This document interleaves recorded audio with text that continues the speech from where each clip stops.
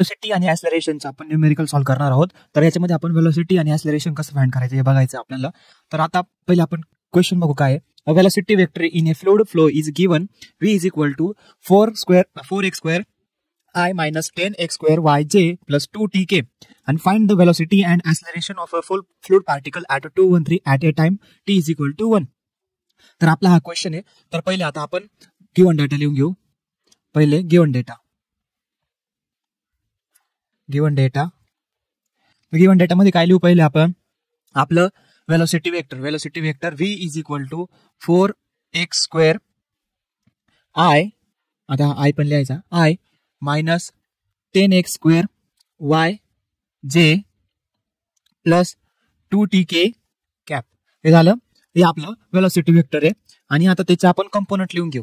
तर कंपोनंट असे u is equal to 4x² v is equal to minus 10x² y आणि w is equal to 2tk. हे झाले त्याचे कंपोनंट. आता काय दिले, acceleration of fluid particle at 213. आता ऍक्सलरेशन पार्टिकल्स दिले, ऍक्सलरेशन पॉइंट ते लिहून घेऊ. त्यांना म्हणतात x is equal to 2, y is equal to 1 and z is equal to 3. हे झाले. आणि t इज इक्वल टू 1. तर आता हे पॉईंट दिले. आता याच्यावरून आपण वेलोसिटी कंपोनंट आहे हे जे दिले याच्यात व्हॅल्यू टाकून आपण फायनल वेलोसिटी कंपोनंट फाइंड करू. त्यासाठी u is equal to 4 into x ची व्हॅल्यू काय आहे 2 चा क्यूब. इथं क्यूब आहे, सॉरी गिवन डेटा मध्ये चुकून झालंय. इथं क्यूब आहे, हा 3 आहे, 3 आणि इथं पण 3 झालं. इज इक्वल टू आन्सर येईल आपलं 4 इंटू 2 चा क्यूब 32 युनिट. त्याच्यानंतर v is equal to minus 10 into 2 चा स्क्वेअर मल्टिप्लाय बाय y चा 1 is equal to minus 40 unit. त्याच्यानंतर w is equal to 2 into t ची value 1 is equal to 2 units. हे झाले. याच्यानंतर आपल्याला वेलोसिटी वेक्टर फाइंड करायचे या पॉइंट वरून. आता जे आपण वेलोसिटी कंपोनंट काढले त्याच्यावरून आपल्याला वेलोसिटी वेक्टर फाइंड करायचे. तर वेलोसिटी वेक्टर काय आपलं, velocity vector v is equal two point किती 32i minus 40j plus 2k. हे आपलं वेलोसिटी वेक्टर. आता याच्यावरून आपल्याला फाइंड करायचे resultant velocity is equal to resultant velocity कशी फाइंड करायची.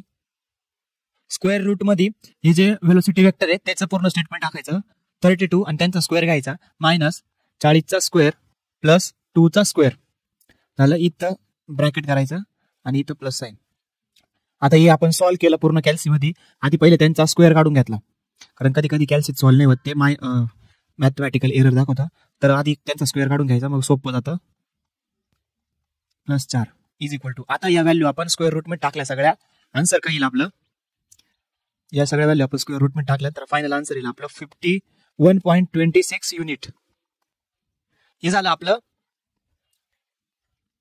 Velocity vector, sorry resultant velocity झाली आपली ही आन्सर. त्याच्यानंतर आपल्याला फाइंड करायचं ऍक्सलरेशन कसं फाइंड करायचं.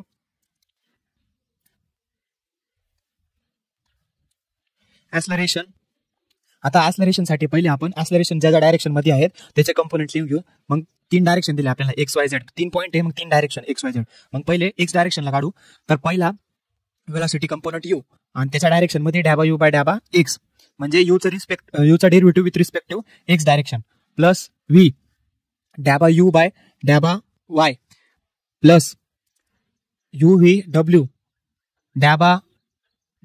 बाय ∂z प्लस आणि टी पण दिलाय, टी घेतला त्याच्यामुळे हा चौथा घ्यायचा ∂u बाय ∂t. हे झालं. त्याच्यानंतर याच्यात आपण पहिले याचा व्हॅल्यू फाइंड करून घेऊ. तर आता काय करू, आपण पहिले सगळे कंपोनेंट लिहून घेऊ. आता ax लिहिले, आता लिहू ay चे.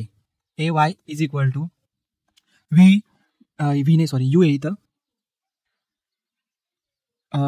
u घ्यायचा पहिले ∂v बाय ∂x. फक्त आता इथं y टाकला आणि y चा रिस्पेक्टिव्ह v टाकला फक्त, बस. इथं पूर्ण याच्यात फक्त v चेंज करायचा plus uv ∂v by ∂y plus w ∂v by ∂z plus ∂v by ∂t. आता ∂w aw acceleration in w जी डायरेक्शन ती XYZ, सॉरी w ने z आहे, az is equal to u डब्ल्यू डॅबा z डॅबा x plus v डॅबा डब्ल्यू बाय डॅबा वाय प्लस डब्ल्यू बाय डॅबा झेड प्लस डॅबा डब्ल्यू बाय डॅबा टी. हे झाले आपल्या ऍक्सलरेशनचे कंपोनंट. आता या ऍक्सलरेशनच्या कंपोनंटमध्ये आपण यांच्या व्हॅल्यू फाइंड करून घेऊ वेलोसिटीच्या. तर हे कसं फाइंड करायचा, तर याच्यामध्ये यू ची व्हॅल्यू पहिले, यू ची व्हॅल्यू काय आपली वेलोसिटी कंपोनंट मध्ये यू ची व्हॅल्यू काय, u is equal to 4 into 2 चा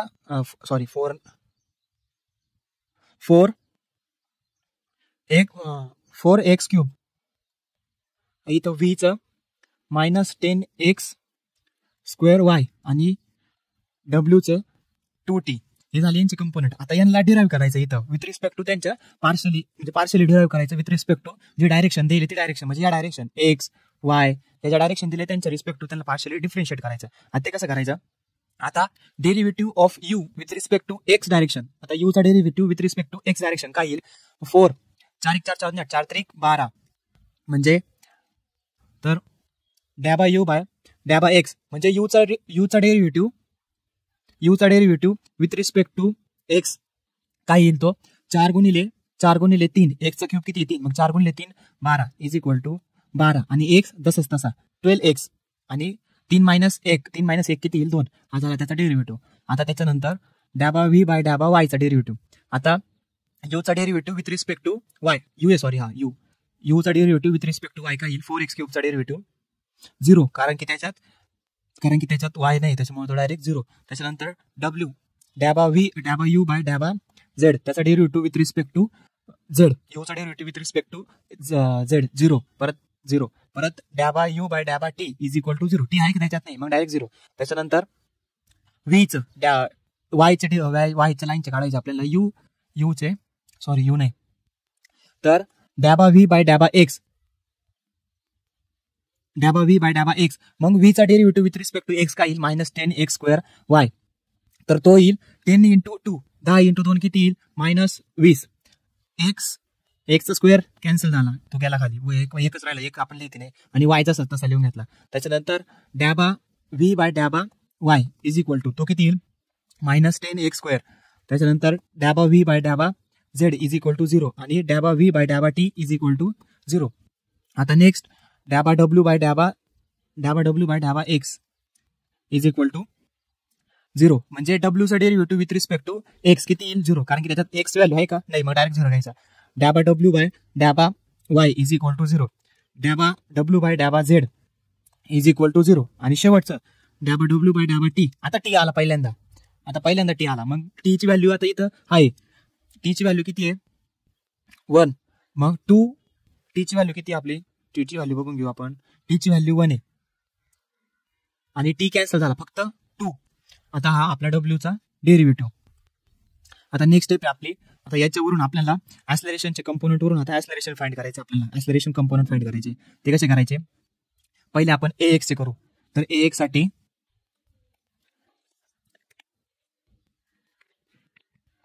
तर ax is equal to u ची व्हॅल्यू नंतर डॅबा यू बाय डॅबा एक्स चा डेरिव्हेटिव्हची व्हॅल्यू किती आहे 12x स्क्वेअर प्लस आपली व्ही ची व्हॅल्यू -10x स्क्वेअर वाय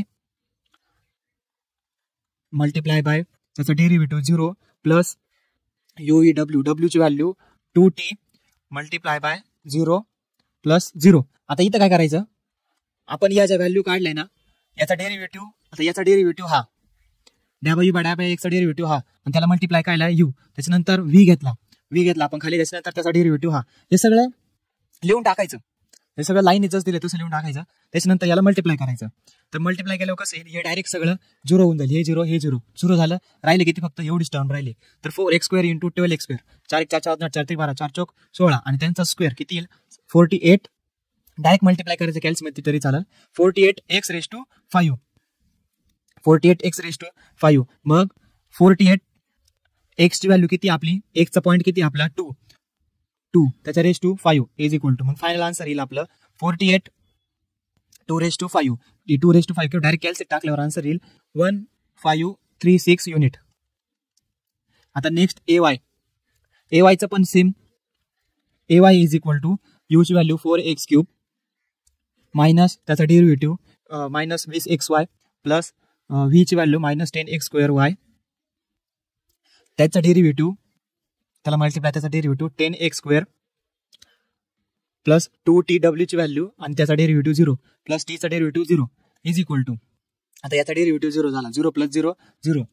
आता या दोन टर्म आहे आपल्याकडे इथं, हे एक आणि ही एक. आता ही कशी सॉल्व्ह करायची, याचा डायरेक्ट मल्टिप्लिकेशन करून घेतलं, आन्सर किती येईल मायनस 80 x⁴xy x⁴y प्लस यांचं मल्टिप्लिकेशन केलं पूर्ण टर्मचं किती आलं 100 x⁴y इज इक्वल टू, आता याच्यात आपले जे ऍक्सलरेशन पॉईंट आहेत त्याची व्हॅल्यू टाकून घेऊ, एक्स आणि वाय ची, तर किती येईल मायनस 80 इंटू एक्सची व्हॅल्यू 2⁴ मल्टिप्लाय बाय वायची value 1 plus 100 multiply by 2⁴ into वायची व्हॅल्यू 1. आता हे सगळं डायरेक्ट कॅल्सिट टाकलं, आन्सर भेटेल आपल्याला मायनस, दोन्ही सॉल्व्ह करून घ्यायचं सोपं स्टेप बाय स्टेप, 1280 प्लस 1600 झालं. हे पूर्ण डायरेक्ट आता सिम्पल 320 युनिट हे सॉल्व्ह करून घेतलं, आपल्याला ए वाय भेटला 300 युनिट. आता AX AZ is equal to, आता यूचा डेरिव्हेटिव्ह यूची व्हॅल्यू 4x² त्याचा डेरिव्हेटिव्ह 0 प्लस मायनस 10x²y त्याचा डेरिव्हेटिव्ह 0 प्लस डब्ल्यूचा डेरिव्हेटिव्ह 2t त्याचा डेरिव्हेटिव्ह 0 प्लस 2 ची व्हॅल्यू टीची व्हॅल्यू 2. आता हे डायरेक्ट हे 0 हे 0 हे पण 0, मग इथं तर 0 चालेल, मग डायरेक्ट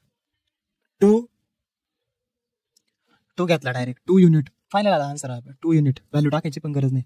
आता त्याच्यानंतर याच्यावरून आपल्याला काढायचंय ऍक्सलरेशनचं स्टेटमेंट काय आपलं, a is equal to AXI plus AYJ plus AZK,